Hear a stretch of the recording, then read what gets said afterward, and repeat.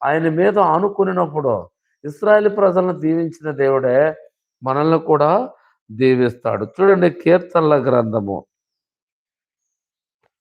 103:11. 103:11 వచనము. భూమి కంటే ఆకాశం ఎంత ఉన్నతముగా ఉన్నదో ఆయన యందు భయభక్తులు గలవారి ఎడల ఆయన కృప అంత అధికముగా ఉన్నది. దావీదు దేవుని కృపను గురించి మాట్లాడుతున్నాడు. మూడోదిగా దావీదు దేవుని కృపను గురించే మాట్లాడుతున్నారు.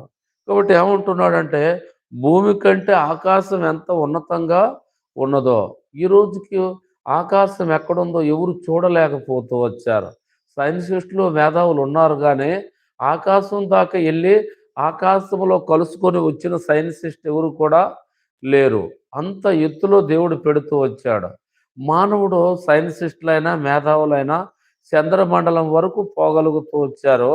సూర్యమండలంలోనూ కూడా యంత్రాలు పంపిస్తూ వచ్చారు కానీ అక్కడికి ఎవరు వెళ్ళలేదు. అక్కడి వరకే మన పరిమితం.